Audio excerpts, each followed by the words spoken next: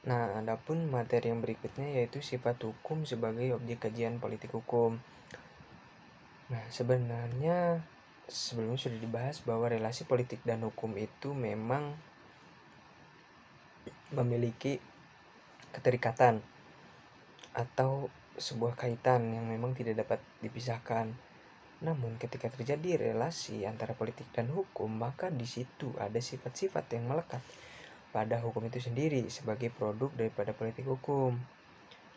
Nah, di antaranya ada beberapa sifat hukum yang lahir daripada kajian politik hukum. Yang pertama ada fakultatif atau hukum yang mengatur secara a priori, tidaklah mengikat atau wajib ditaati.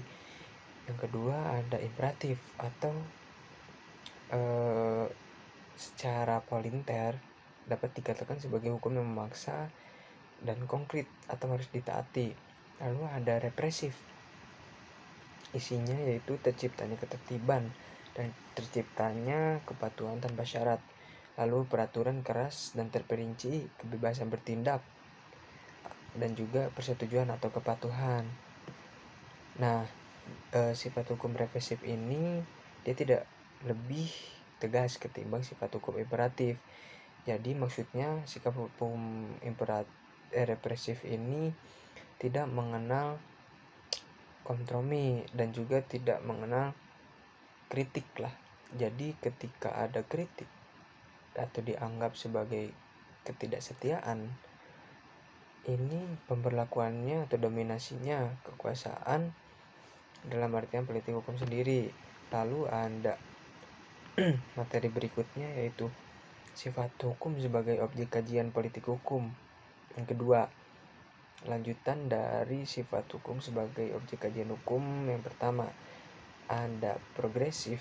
Nah, progresif sendiri memiliki beberapa karakter atau ciri khas. Yang pertama, mengikuti perkembangan aspirasi masyarakat, memihak kepada kepentingan rakyat, mengantarkan manusia kepada kesejahteraan dan kebahagiaan, menekankan kehidupan yang lebih baik, mendorong peran publik, dan juga membangun negara hukum yang berhati nurani. Lalu ada otonom. Nah, otonom juga terbagi lagi menjadi beberapa bagian. Ada keabsahan berdasarkan prosedur yang benar, dibuat teliti dengan ikatan penuh, diskresi dibatasi, lalu ada partisipasi masyarakat dibatasi prosedur yang mapan, lalu ada responsif. Nah, responsif juga terbagi lagi, ada di bawah azas hukum dan kebijakan, mewujudkan keadilan yang substansif, diskresi diperluas, dan juga menghindari pemaksaan. Nah, lalu ada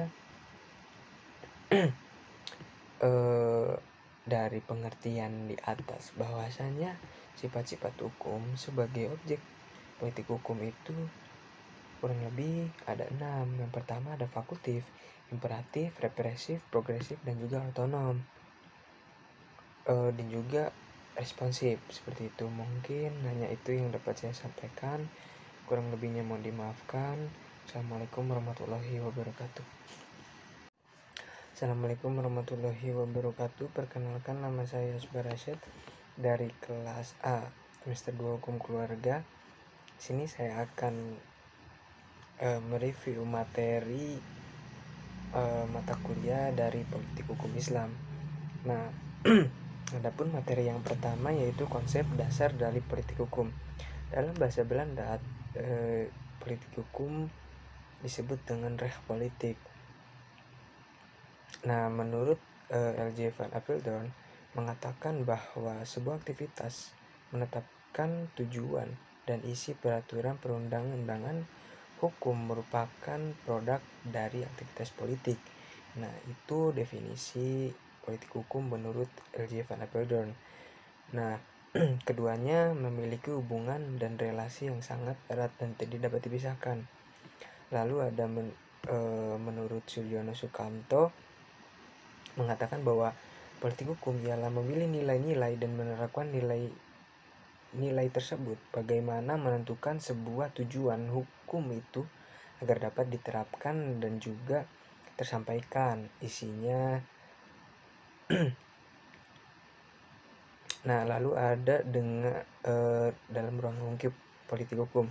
Ruang lingkup politik hukum yang pertama ada nilai-nilai dan aspirasi, perdebatan dan perumusan nilai-nilai aspirasi, penyelenggaraan negara yang berwenang merumuskan dan menetapkan politik hukum. Lalu ada peraturan perundang-undangan, faktor-faktor politik hukum, dan juga pelaksanaan politik hukum. Lalu ada batasan-batasan dari politik hukum. Yang pertama, ruang gerak politik hukum suatu negara. Nah, jadi yang dimaksud dengan hal itu ialah hanya seputar negara itu saja dan tergantung dengan tingkatan hukumnya. Lalu yang kedua ada politik hukum kekuasaan dan warga masyarakat. Nah, kenapa disebut demikian? Karena dalam setiap politik hukum harus mencerminkan aspirasi daripada keinginan masyarakat atau orang-orang yang nantinya akan tertimpa atau dalam menetapkan hukum. Nah, lalu ada lembaga-lembaga yang berwenang. Adapun hubungan dari politik hukum ialah dalam ilmu hukum dan juga hukum tata negara, adapun hukum administrasi negara maupun ilmu politik yang sebagai aspek pengetahuan politik itu seperti apa. Lalu ada ilmu ekonomi, bahwasannya kesejahteraan daripada eksistensi yang ditimbulkan daripada aktivitas politik hukum tersebut salah satunya harus mewujudkan kesejahteraan umum. Nah, di sini juga menjelaskan apa itu pengetahuan atau ilmu. Nah, apa sih pengetahuan itu? Apa sih ilmu itu? Nah, pengetahuan ialah apa yang kita ketahui melalui panca indera. Sedangkan sedangkan ilmu ialah pengetahuan yang sistematis. Nah, apa sih yang disebut sistematis menurut filsafat ilmu? Yang pertama, sebelumnya terbagi menjadi 3. Nah, yang pertama ada ontologis, epistemologis, dan juga aksiologis. Nah, secara ontologis ialah sebuah pengetahuan yang dapat didefinisikan atau dapat dimaknai. Lalu secara epistemologis, pengetahuan tersebut memiliki metode atau pendekatan dalam pembelajarannya. Nah, untuk aksiologi sendiri ialah kemanfaatan atau kegunaan daripada ilmu itu sendiri. Nah, 3 hal tersebut memanglah harus dimiliki sumber pengetahuan untuk dapat naik tingkatannya atau naik derajatnya menjadi sebuah ilmu.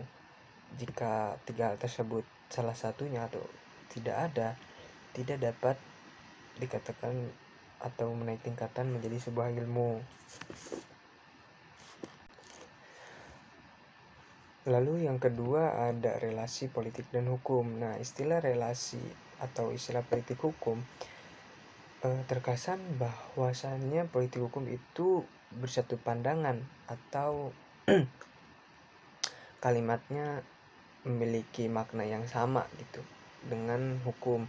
Padahal politik dan hukum memiliki makna sendiri dan juga 2 kalimat yang berbeda. Bahkan ada yang berpandangan bahwa politik dan hukum ibarat 2 kutub yang beda dan bersimpangan. Nah, apa saja sih yang menjadi relasi dalam politik hukum tersebut? Menurut John Austin mengatakan bahwa law is command of the lawgiver, yang artinya bahwa hukum itu ialah tergantung kepada siapa yang memberikan komando atau memberikan perintah terkait dengan kebijakan hukum. Nah, lalu ada antitesis sejarah. Hal ini merupakan sebuah bentuk antitesis dari aliran sejarah. Nah, adapun menurut Hans Kelsen, ia terkenal dengan pendapatnya dan pemikirannya tentang hukum murni. Nah, menurut Hans Kelsen, law non-correlation politics sociologis actually. Nah, yang artinya bahwa tidak ada hubungan antara hukum dengan politik ataupun dengan sosiologi dan sebagainya. Jadi hukum ya hukum itu sendiri begitu. Lalu ada mengenai sejarah politik hukum. Nah, ada pendapat menurut Imam Syafani beserta kawannya Hasim Tohari mengatakan latar belakang dari keberadaan disiplin politik hukum itu diantaranya adanya karena ketidakpuasan para teorisi atau seorang sarjana hukum terhadap metode pendekatan hukum selama ini. Nah, kehadiran hukum politik sebagai disiplin ilmu karena adanya kegelisahan atau ketidakpuasan daripada sarjana maupun praktisi hukum terhadap metode pendekatan atau penemuan hukum yang selama ini. Nah, kemudian hal itu sebagai antitesis juga terhadap aliran hukum, terutama aliran konvensional yang beranggapan bahwa hukum sebagai hal yang independen atau otonom, yang artinya tidak memiliki keterikatan atau relasi dengan identitas yang bukan hukum. Nah, adapun materi yang keempat atau berikutnya adalah politik hukum Islam. Menurut Ibnu Taimiyah mengatakan bahwa istilah politik hukum Islam itu disebut dengan siasa syariah atau politik hukum Islam. Nah, hal tersebut mengatur tentang kesejahteraan manusia dalam hukum yang ketentuan-ketentuannya tidak termuat dalam hukum syara. Nah, dalam politik hukum Islam juga terdapat integrasi politik dan hukum. Jadi bahwa dalam politik hukum Islam berpandangan antara politik dan hukum itu tidak bisa dipisahkan atau diibaratkan sebagai dua mata koin yang saling berkesinambungan, saling menguatkan dan juga saling membutuhkan antara satu dengan yang lain. Adapun beberapa pemikiran menurut Ibnu Taimiyah berkaitan dengan hukum Islam itu sendiri. Yang pertama ada kosmopolitanisme, yang kedua ada doktrin kekhalifahan, yang ketiga ada institusi negara.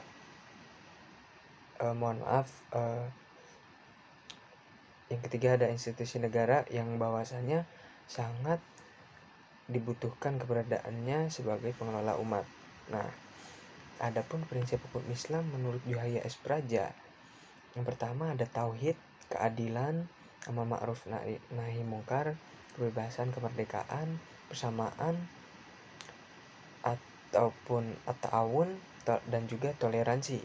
Nah, adapun asas hukum Islam menurut Hasbi Ash-Shidiki dalam bukunya menyatakan asas hukum Islam itu ada 8. Yang pertama asas nafyul haraji, yang kedua qillatul taklif, lalu ada tadarruj, kemaslahatan manusia, keadilan, estetika, urf dan juga syara yang menjadi zatiyah dari Islam.